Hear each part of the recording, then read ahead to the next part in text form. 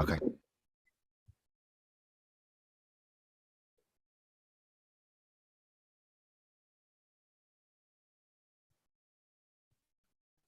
Well, welcome everybody to another session of Goldster Real Talk. This is where we come together as a community to discuss the things in life that matter. Now, I'm sure many of you are familiar with me, but if you don't know me, my name's Lee Pycroft. I'm a presenter on Goldster. I'm a psychotherapist. And today, do you recognize the wonderful woman I'm joined with, our Goldster nutritional chef, Jana Fritzsche? I hope I said that name correctly, Jana. Jana. Jana runs a cooking school in Italy and is a passionate champion of Italian produce and Italian cuisine. She is passionate about creating inspiring and delicious meals, which I'm sure some of you will know about, which combine all the fantastic textures and colors of the Med. One of her favorite phrases is, one cannot think well, love well, sleep well if one has not dined well, which is by Virginia Woolf. Now, it's Valentine's Day today, everybody, right? Now, we're going to be talking about heart health and how you can nurture your heart through food. We're streaming onto Facebook as well, but towards the end of this session, we'll be finishing that live and asking and inviting our Goldster members to unmute and chat directly with Jana, which I know many of you have requested. So, Jana, welcome to Goldster Real Talk. It's lovely to have you here. Welcome, everyone. Yeah, what can I say? I think Lee pretty much summed up everything that probably is to know about me. Very complimentary. Thank you. Yes, I'm joining you live from Italy here in my country kitchen, as you can see. And I don't know about the weather in the UK. We still have lots of snow around the house. So a good time of year to focus on all those fantastic well-being concepts of, you know, hygge, just snuggling up at home with that warm and those warm socks on and doing your exercise classes and just getting ready to head into the spring season, you know, and just getting your energy levels back after, I'm sure we've all been overeating somewhere along the line over the Christmas period. And as they say, it is easier to put weight on than it is to lose weight. It takes about 6 months to get rid of that weight that you've been putting on over Christmas. And of course, Claudia had prepared us, Claudia Lefebvre, our wonderful nutritionalist, had prepared us with all those delicious recipes that I'm bringing some in later on for healthy treats, because today, of course, we want to not only be treating ourselves, but also our loved ones. And so we want to give you some inspiration as well of how to make some quick, easy treats that are super simple to prepare, don't need a Michelin star chef. You know, love that. And you can just literally rustle up in a couple of minutes, stress-free, of course. And that is one of the main focus that I like bringing into my cooking classes, is that cooking has to be fun. It has to be simple. It has to be adaptable. It has to be flexible, because recipes can be quite scary. And if you want to cook something for a special loved someone or just want to treat yourself, you don't want to get stressed. When you get stressed, you don't enjoy it. It's got to be a pleasure, hasn't it? And you certainly do not enjoy eating it. Exactly. Absolutely. Totally. So, Jana, tell us a little bit about how you actually got into being a nutritional chef. What's your sort of background and how you ended up? Were you always into food? I actually was always into food, in the sense that I come from, I'm East German. I come from a country where food was still, I wouldn't say ration, but your choice was kind of scarce. You know, it was always the same food, the same diet. And my mum was an absolute fantastic cook who would create things out of nothing, literally. Yeah. And I have just taken that, and within the limitations, we've always traveled and picked recipes up wherever we went. So my mum and I shared that passion for good food early on in my life. And then, of course, after moving to the UK, you know, it was all these spices I could even find there, starting to travel the world and just really diving into food and everything that's good and healthy for yourself. I think my interest has simply been picking the best out of different cuisines and just creating your own dish with it, when you can't always be specifically authentic. You know, you can't in your home environment, or when you're cooking abroad or on holiday, you cannot always be 100% authentic. So doing fusion, doing your own creations out of the resources or the ingredients you've got was sort of the first start to it all. Then we moved here to Italy about 17 years ago now. Oh, did you? Yes, been here quite a while. We moved over from London. So what was it? Was it the food? Was it the Mediterranean style diet that attracted you to Italy then? It was two things. We run a creative retreat. We are a course hub, shall we say, where we have been running yoga classes, you and John, painting classes, and some of you already know, of course, the wonderful Mr. John Skelcher, who brings all those fantastic drawing and painting classes to you. And we have set up this creative retreat here and have been welcoming people from all over the world who want to take time out to focus on their passion of creating art. Many, of course, who have strayed over the years from their easels, and as we are with Goldster, bringing people back at a stage in their life where they want to focus on themselves, just want to rekindle those passions that they might have left behind because life, work, and everything else, children gotten in the way. So we have people come in who really just want to take time for themselves, focus on their passions, eat good food, very important, and often also start a new path in life to a better and healthier being, because you become more aware of how important it is to look after your mind, your body, your soul, your passion, and just make more time for yourself, really. So it's really like food is sort of medicine, really, isn't it? Absolutely. And we have very early on realized that, people arriving, especially from all over the world, it is mainly women in their 50s, 60s, up to 90. We get people at all ages, but very much that a lot of people, of course, come with dietary issues, and just very quickly realizing we are here in wonderful Italy, where food is in abundance, where food is a religion almost, and 25% of the day center around eating and food. But everything, despite the diet being so healthy, not everything, of course, is suitable for individual different nutritional needs. So it was very much from the word go, having to think of what do I do with these wonderful Mediterranean recipes that I bring into this. Because when you're feeding people for a week or 10 days, it is quite a task to then make sure everybody gets the same flavor, the same texture, the same experience of enjoying food. It's become very much a journey of combining ingredients, colors, textures, and of course, specific nutritional elements that people need in their diet to be able to get the same experience, the same enjoyment out of their food. And people literally within a week are almost reprogrammed their taste buds away from processed foods, away from artificial ingredients, because we work just with fresh local ingredients. And the focus is on just not putting any additives into anything. So, when people leave with just so much inspiration to focus their diet on better eating. And it doesn't need to be any more difficult. That is the main message, really, that I sort of try to bring across, that healthy eating does not be more costly or more difficult than what you're normally used to just grabbing from the supermarket shelf. That's so interesting, though, because that's a sort of slightly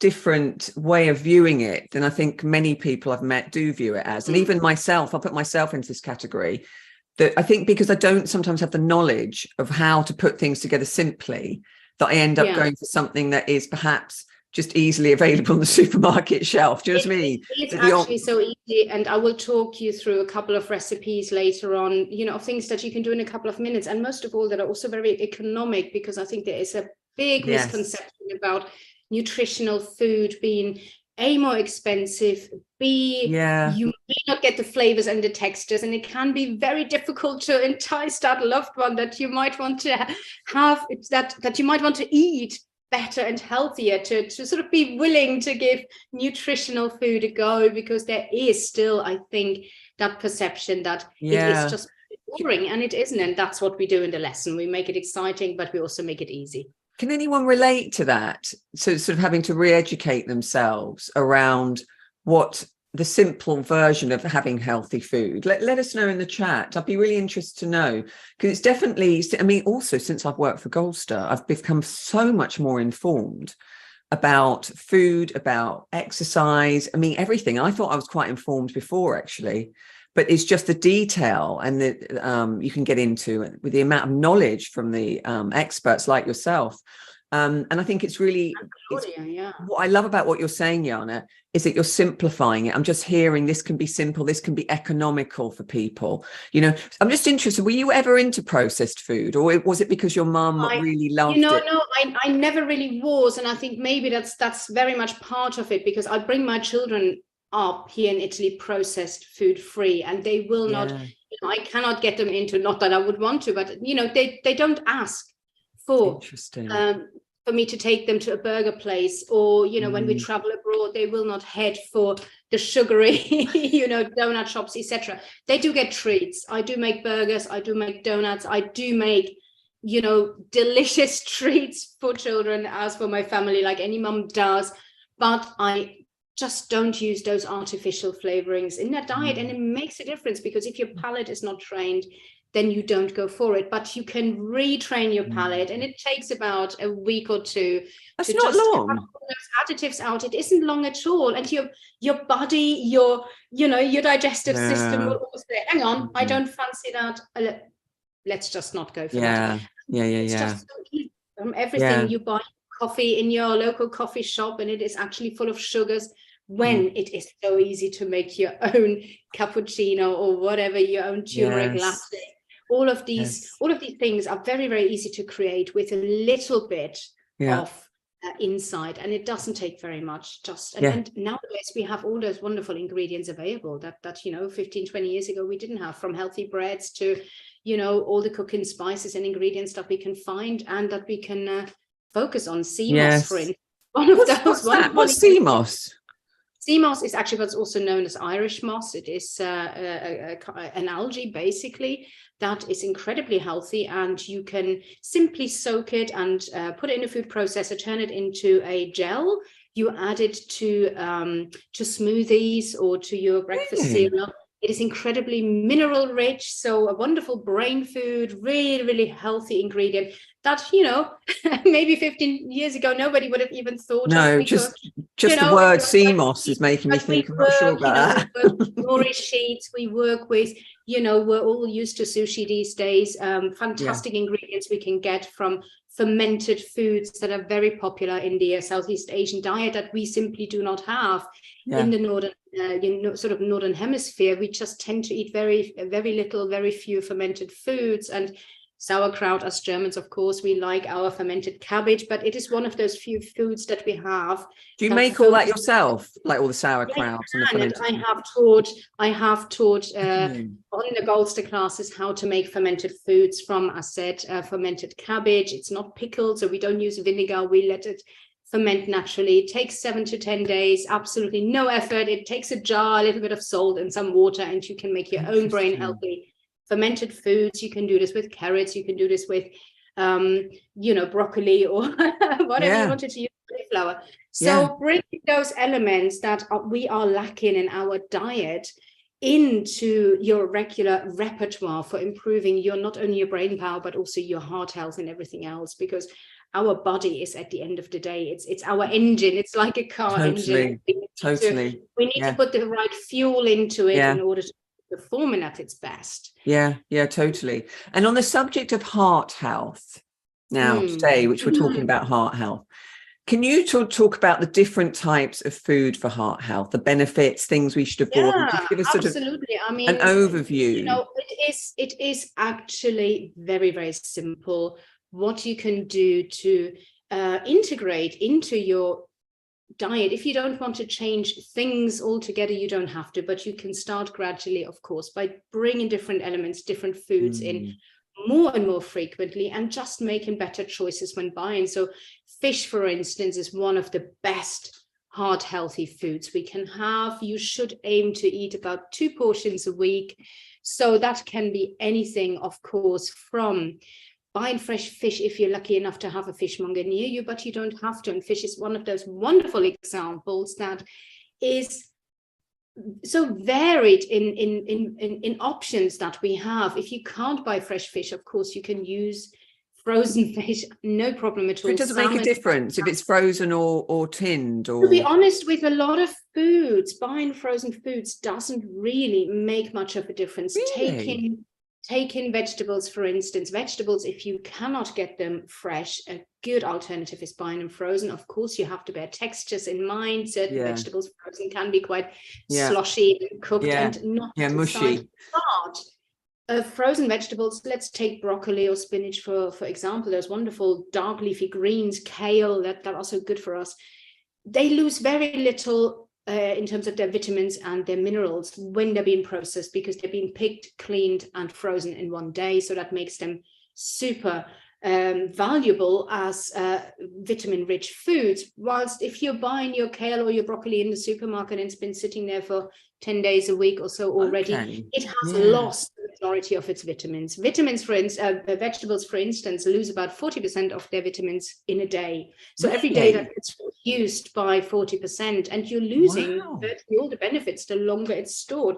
So frozen is a really, really good alternative. But more important than the choice whether to buy fresh or frozen is, of course, where your food comes from. So with fish, it's very important to not look for farmed fish that can be full of antibiotics and other chemicals. Of course, if you can't opt for the more expensive fish fillets, then you can go for a good quality frozen fish, of course, or you can head for the best, probably the best and cheapest alternative is canned fish, which is an absolute superfood for heart health, and maybe one of those foods, to my mind, that is overlooked a lot in the shops, because who looks for those little sardine cans or canned tuna as well? Of course, there are always questions about the provenance. Is it the most ethical food to eat? Then head for sardines that come in abundance and are absolutely fantastic because of their omega-3s, their calcium content, really good for us women as well.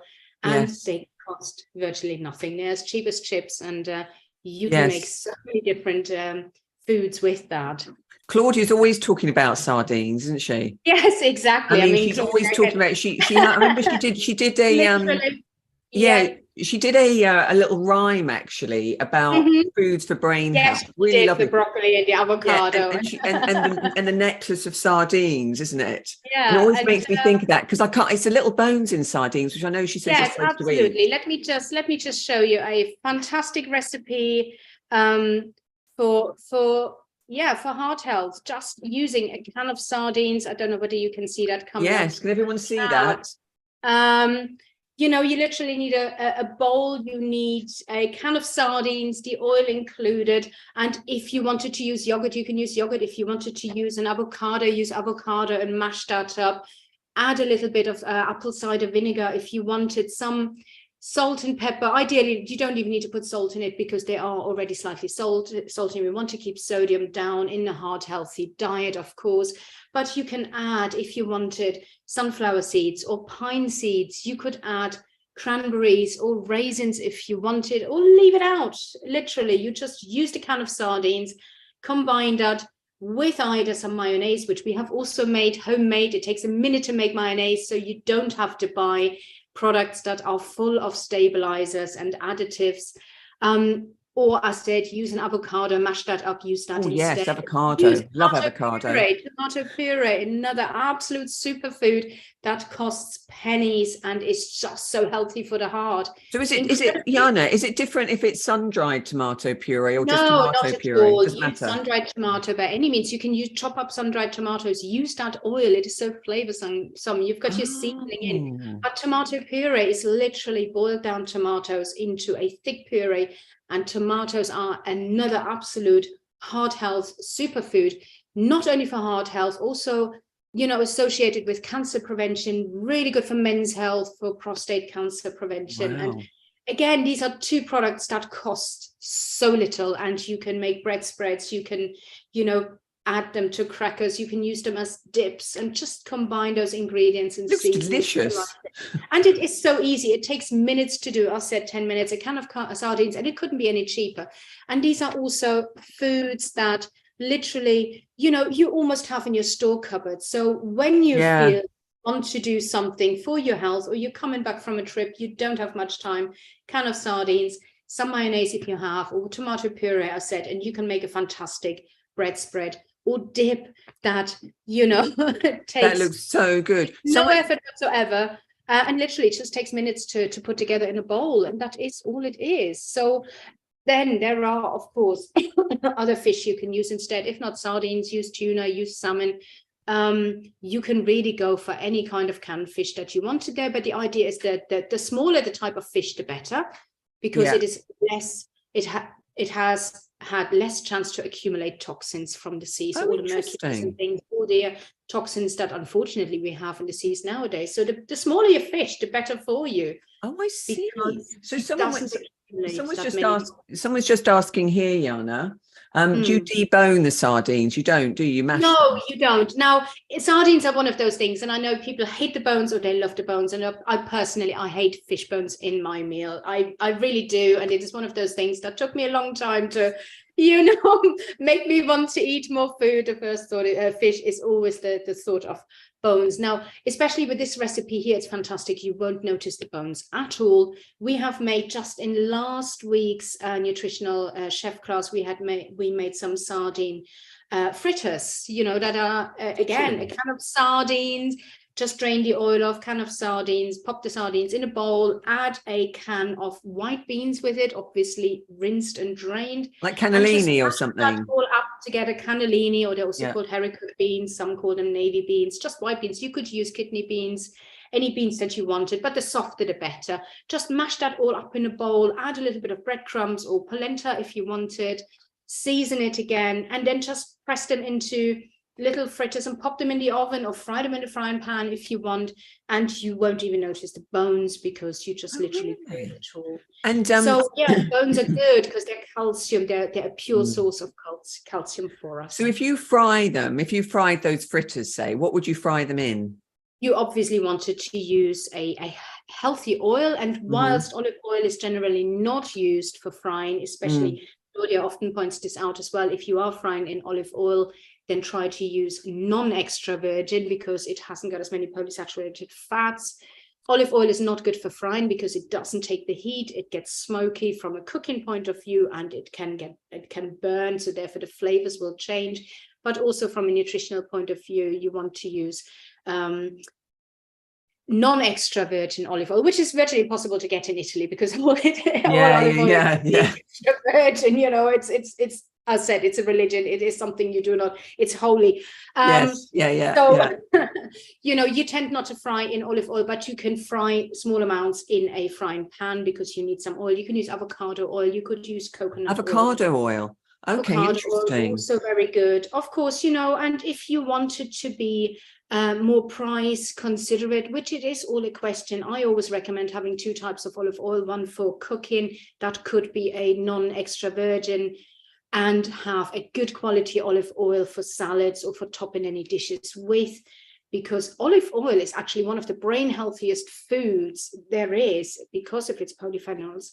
It is literally a brain superfood for us. And so, is it also a heart health food as well? Yes, absolutely. It's also a heart health food because the difficulty, of course, is with saturated fats and non-saturated fats. Most saturated fats do come from animal sources and have double strands, I suppose, as it's called. Again, this is very much a nutritional nutritionalist topic, but they are generally not as healthy for us. So we really want to avoid cooking with those, whilst using unsaturated fats, which do derive from plant sources, are just a healthier option for us and are not only good for our digestive system. Sesame oils, certain types of oils are, of course, really, really good for adding flavors as well. But they're good for our brain, very important for our brain, and they're also good for our digestion as well as our heart health. So the combination of ingredients that we use for heart health are really what we need to be focusing on. And just to come back to your earlier question about different foods that are good for heart health, I've spoken a lot about fish, but we have oats, of course, wonderful ingredient for breakfast. Again, very, very cheap, and you can make such a variety of things with it. You can prepare protein powders, just milling your oats in a food processor. You have a ready-made protein powder. You can add extra ingredients. So protein is very important. Would the type of oats you get to do that make a difference? Like if you were milling them to make say a protein doesn't so much powder. make a difference, to be honest. What is important is that if you're buying breakfast oats, you want to make sure there's no sugars or other additives in there. You know, it doesn't matter whether your oats are steel cut or rolled. These are just different processes for you know, in the manufacturing of prepping, shall we say, of the oats. So buy what you're used to, buy the brand that you're used to. The thing with oats that many people off is that they think they're difficult to digest, but actually there's a really super easy trick you can apply, and it is what we love a trick. Overnight oats. You soak your oats in water for a minimum of 4 hours, maximum 24 hours. So just pop them in your breakfast bowl, add some water or milk or non-dairy milk if you want it, and let them soak. And that makes the phytic acids that make them somewhat harder to digest disseminate. They literally just disappear into the air. You don't have to rinse your oats or anything like that. It just removes the phytic acids that can give you that feeling of sitting in your stomach like a brick, like a bit full. Exactly. Right. So and then just either, you know, if you want to cook them like your porridge, or if you want to eat them cold, or add your Greek yogurt or whatever you want to add to it, then you have a wonderful slow release slow energy release food, because oats release their energy into our body over 4 hours. So there's no snacking in between, no ups and down of blood sugar levels. And that, of course, is again also good for our heart health, because we're keeping our our system working in balanced, right? In a balance, exactly, which is of course good for our heart health if we're keeping our blood sugar levels regulated. Then berries, of course, any kind of red fruits, berries, beets, all of those are really, really good for our blood work. They're good for our heart.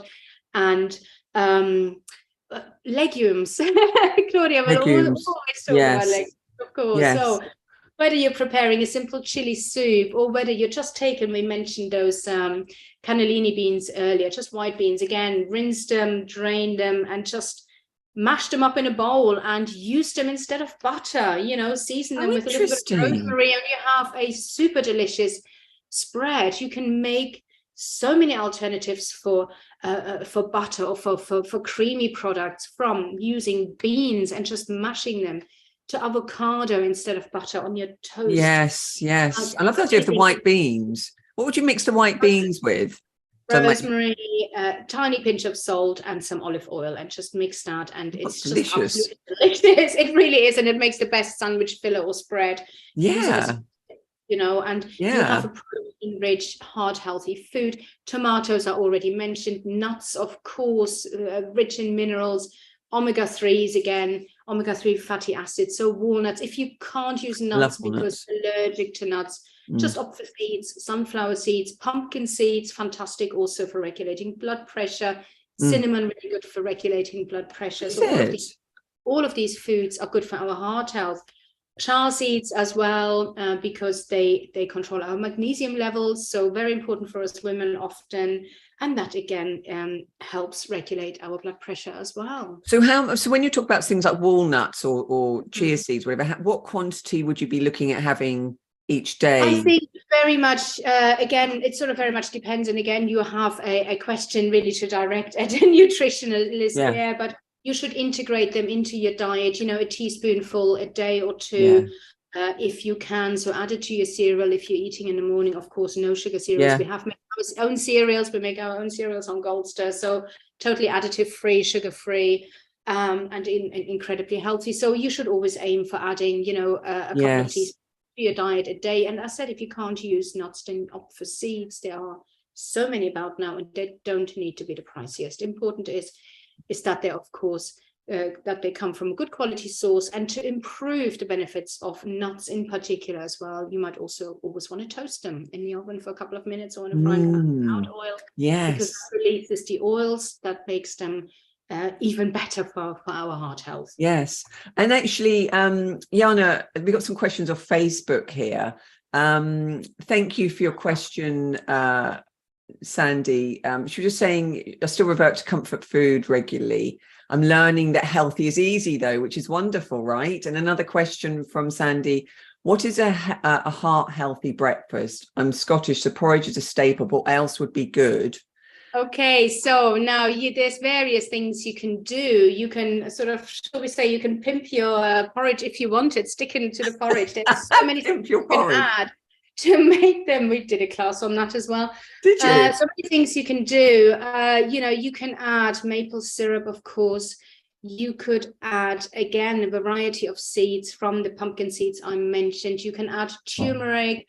Turmeric, really, really good as an anti-inflammatory food, which is also good for our heart health, of course, boosts our immunity because the porridge is slow releasing, in combination with those other ingredients, absolutely fantastic. So if you're adding half a teaspoon of turmeric, it's very, very powerful in terms of its flavor.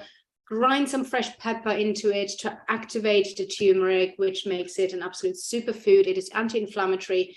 It reduces the chance of getting viral infections as well. So again, all of those really, really good for our heart health. Of course, I've mentioned the sardines. You can have a healthy breakfast just with a can of sardines on your toast instead of the butter and, the ham and cheese. Again, coming back to that, avocado and perhaps an egg on your toast, avocado and egg, absolutely fantastic. And I'm just going to bring you in some heart healthy recipes if I can just find them. To see where I popped them now, and just to show you what you can do for healthy foods, healthy options throughout the day. So these are party recipes that we're not looking for at the moment. Just give me a second. It's all right. Just saying a nice message from Rebecca. Yes, go on. Yeah.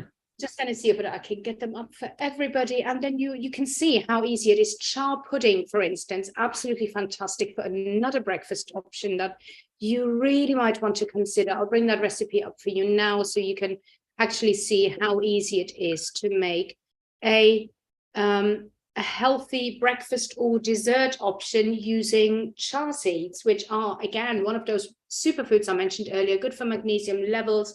And all you need is some almond milk or some dairy milk. You really choose what you prefer. So if you're not keen on the porridge or just want an alternative, try that out.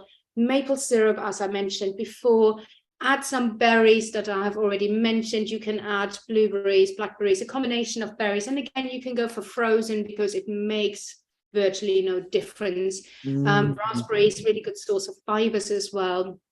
And some almonds or some seeds if you wanted. And you can go to town with this. You can add some cinnamon. You can add some star aniseed. Just if you like flavors, add spices and flavors to anything that you can. Maybe not to your char pudding, but to your porridge by any means. And all of those actually help our digestive system, our heart health, and our blood work, of course.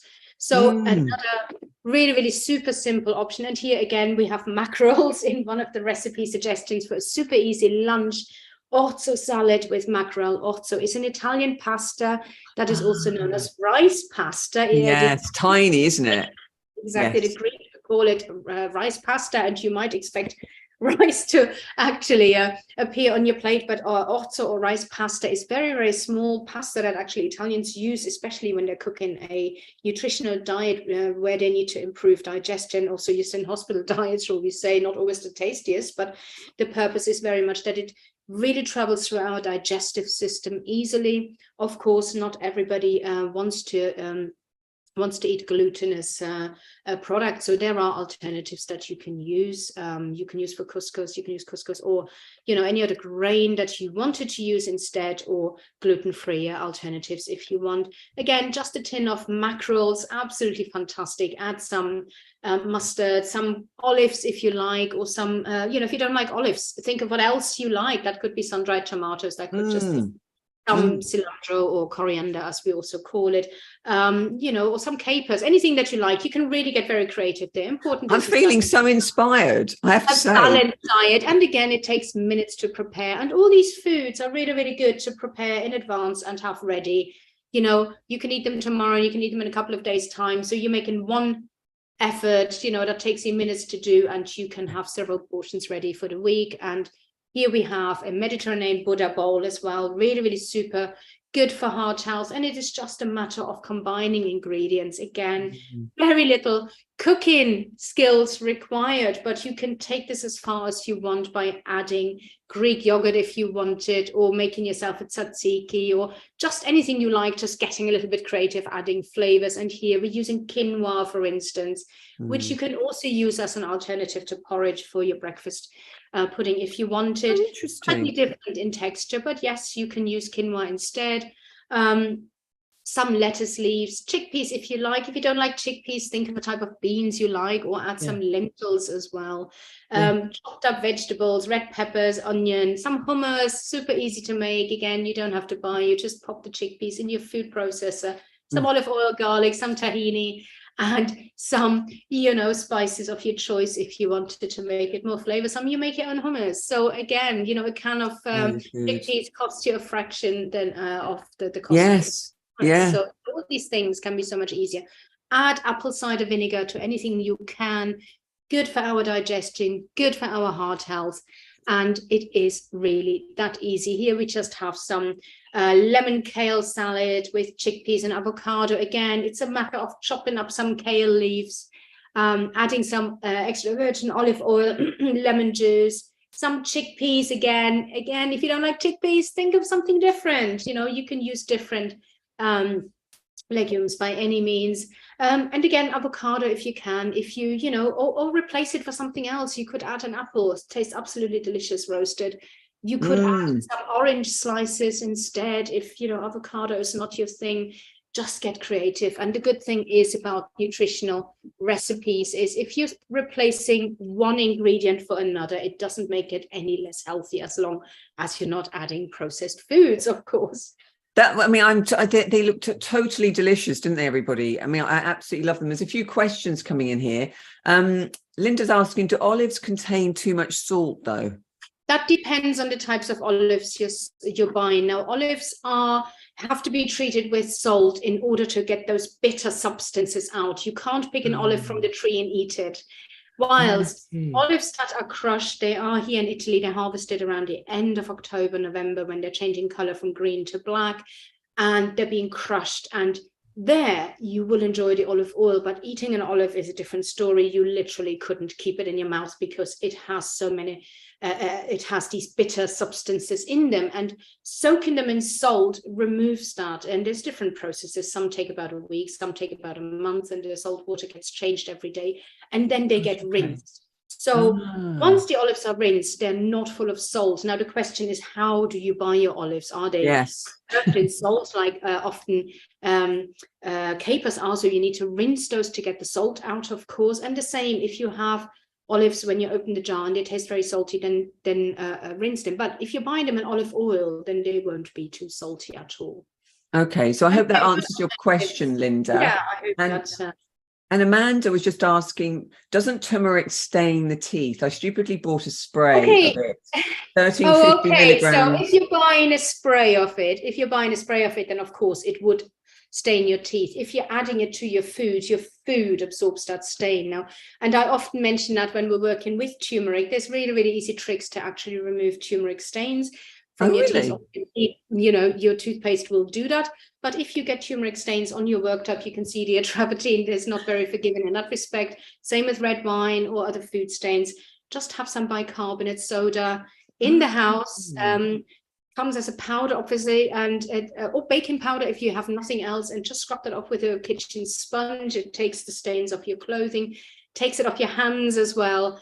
And it's an natural household cleaner, bicarbonate soda and vinegar. And again, with your vegetables, if you're buying vegetables, they are, of course, only as healthy as they are grown. So if you want to improve your heart health, you need to make sure not only not to buy processed foods, but also buy food that is not treated with pesticides, etc. And whilst we can't always buy organic foods, they are, of course, more expensive.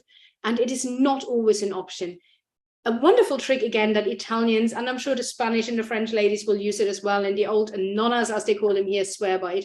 You clean virtually every vegetable and fruit that you buy with bicarbonate soda and a little bit of vinegar. So pop that into your sink or into your kitchen bowl, fill it with a little bit of water, add bicarbonate soda, a teaspoon or two full, add some vinegar, just white household vinegar, and pop your vegetables or your fruit in there, and it will remove any residues, any dirt, any pesticides or anything that is on there, and just let that sit in there for a few minutes.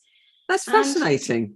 Bicarbonate soda will Fascinating. scrub any turmeric off your teeth. You may not want to use it to brush your teeth with, but it is in toothpaste. So bicarbonate soda is in toothpaste in order, of course, to remove stains, and it will do the same on your worktops, on your clothing, on your even on your teacups, you know. And or you make it a turmeric latte and the cup is stained, same thing. Just give it a rinse. Jana, so, Amanda's just asking here, should I have a tablespoon of chia seeds and a tablespoon of crushed linseed? Is that too much? Well, it depends, depends I guess. on what you're making. It depends on what you're making. Are you making one portion of something, or you're making a portion of different things? You always everything needs to be used in moderation. Of course, now 1 teaspoon, 2 teaspoons of chia seeds from the top of my head covers something like 50% of your daily intake of magnesium. So it's a really, really good source of magnesium. And maybe just spread it over the day rather than eating everything in one. Have a chia pudding in the morning and have something else that might have chia seeds in it in the evening if you wanted. Yes.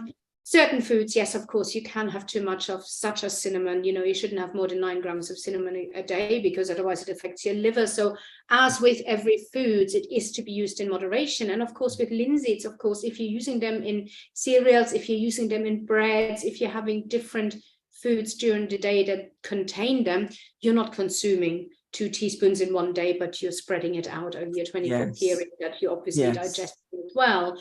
So, if you're using a recipe, follow the instructions on the recipe. Of course, different amounts of certain foods have different effects on different people, but linseed is good for our digestive system. You kind of can't really have enough of it to keep your blood work clean and to help us digest, but everything in moderation, of course. But it doesn't sound too much to me at all. Okay, I hope that helped answer that question for you.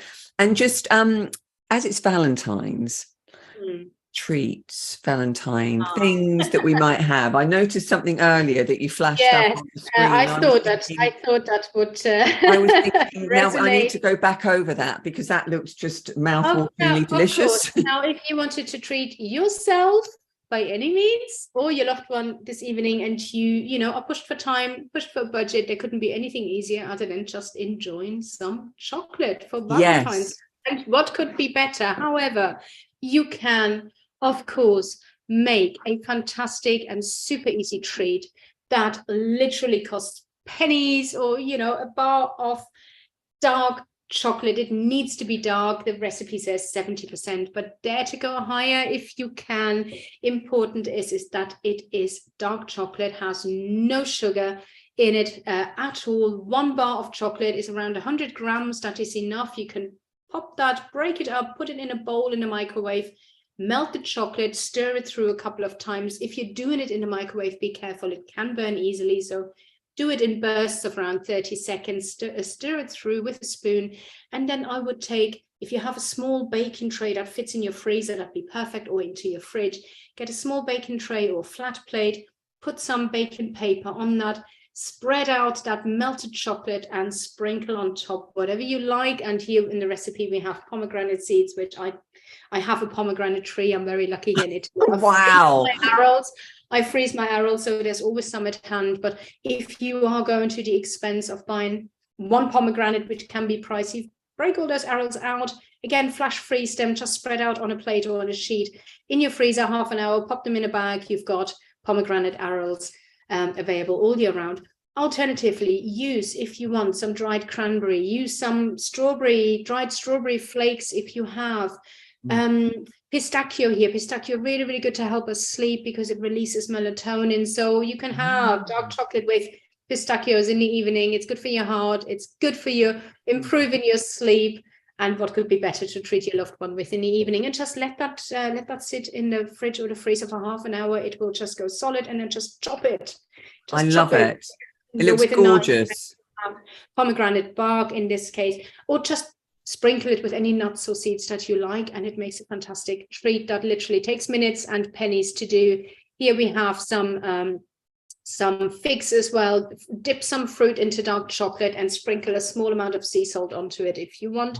Or again, it could be you know, it could be hazelnuts or, you know, chopped pine nuts if you wanted, whatever you wanted, just sprinkle a few little nutty treats on there. And if you can't get figs, of course, at this time of year, you can do this with pineapple. Really good for our digestive system. You can do this with figs. You can do this with apple slices. And of course, you can do that with strawberries, which I'm sure are in abundance in the shops today. And you have a super healthy heart treat ready that comes from the heart and is good for your heart. So fantastic, amazing. And I just want to say to everybody who's watching on Facebook and to our Goldster members, you can actually win a private one-to-one session with Jana for you and a friend. And the promotion is on Facebook, and all you need to do to enter is tag a friend who might be interested and comment about what your favorite foods for heart health are. It's on Facebook. You can go and enter now, and the winner will be announced at 6 p.m. So some lucky couple or you and a friend are going to be having a one-to-one session with the wonderful Jana. I fancy entering myself, actually. So we're going to end our Facebook Live and just give the last few minutes to our Goldster members to unmute and chat to Jana and come together as a community and have a bit of a natter. So we'll ask our lovely concierge, who's floating around in the background, making all the magic happen, to end our Facebook Live. And thank you for those of you on Facebook for joining myself and Jana on this Goldster Real Talk. We look forward to seeing you again. And let us know, Ben, when